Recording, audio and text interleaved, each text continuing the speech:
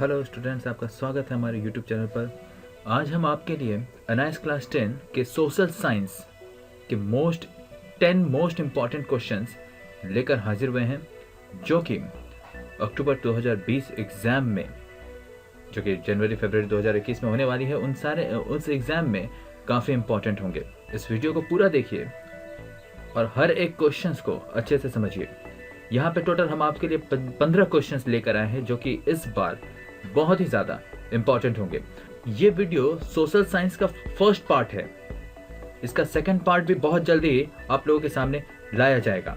अगर आपने अभी तक हमारे चैनल को सब्सक्राइब नहीं किया है तो सबसे पहले मेरे चैनल को सब्सक्राइब कर लीजिए, ताकि एनआईएस से जुड़े इस तरह के वीडियोस, इंपॉर्टेंट नोट्स के वीडियोस, इंपॉर्टेंट क्वेश्चंस के वीडियोस सबसे पहले आप तक पहुंच सके। तो चलिए वीडियो को स्टार्ट करते हैं।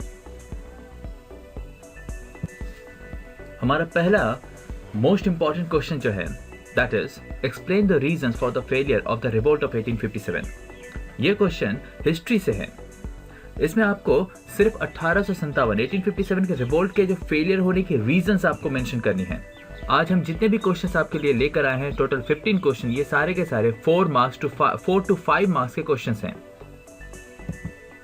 Our next question is analyze the main features of 73rd Constitutional Amendment Act of 1992। ध्यान रखिए, ये 73rd Constitutional Amendment Act महिलाओं के लिए, वुमेन रिजर्वेशन के लिए रखा गया था। 73rd Constitutional Amendment Act 1992 के बारे में मैं आपको थोड़ा सा बता दूं कि ये रिजर्वेशन, ये अमेंडमेंट वुमेन रिजर्वेशन के लिए रखा गया था। ये बहुत ही इंपॉर्टेंट क्वेश्चन होगा इस बार के लिए। या तो ये एग्जाम में 73rd कॉन्स्टिट्यूशनल अमेंडमेंट एक्ट के तौर पे आएगा, या तो फिर ये 74th। याद रहे, 73rd एंड द 74th दोनों ही वुमेन रिजर्वेशन और पंचायती राज के लिए हुई थी, अमेंडमेंट किया गया था। Our next question is describe the features of the Indian federal system। Our next important question is explain the conditions required for growing wheat और the sugar can in India. ध्यान रखिएगा, इस तरह के क्वेश्चंस बहुत ही ज़्यादा, एक क्वेश्चन आपको 100% मिलने वाला है, आपको मिलेगा ही, जिसमें या तो वीट या तो शुगर कैन के ऊपर आपको फेवरेबल कंडीशंस पूछा जाएगा। लाइक उसमें आपको सॉइल लिखना है, वो उसके फेवरेबल कंडीशन में सॉइल, कौन से सॉइल में आपको वीट और शुगर कैन बेस्ट होता है, आपको उसका ट्रांसपोर्टेशन के बारे में बताना है, उसके लेबर के बारे में बताना है, कैपिटल कैसा लगता है, सीजन कैसा होता है, टेम्परेचर कैसा लगता है, इन सब चीज़ों के बारे में आपको इसके आंसर में लिखना होगा। Our next important question is explain any 4 functions of municipal corporation in India। Our next important question is describe the duties of a returning officer during elections in India।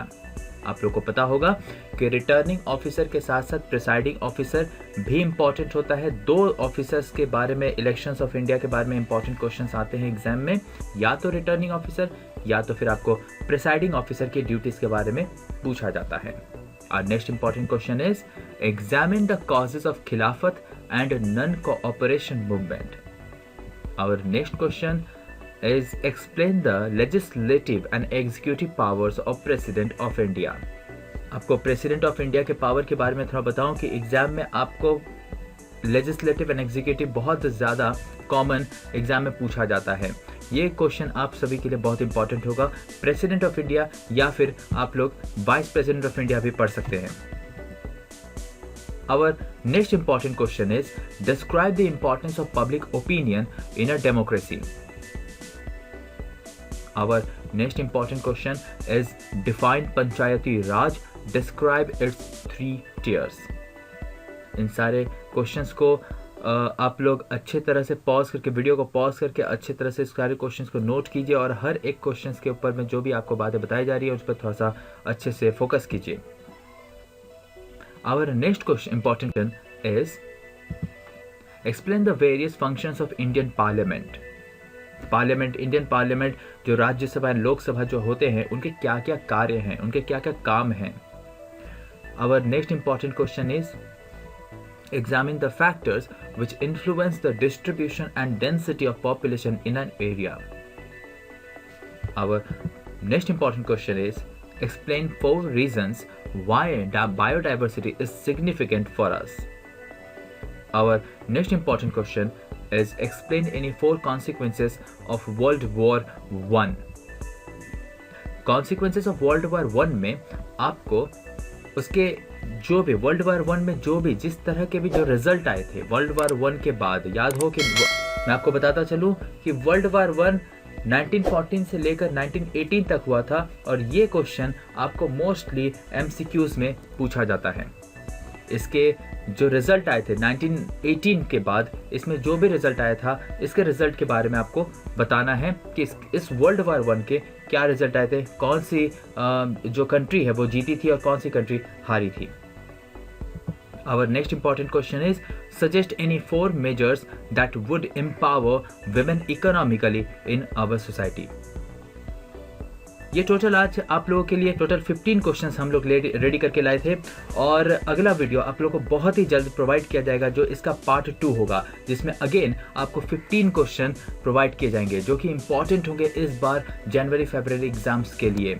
So best of luck, thank you so much.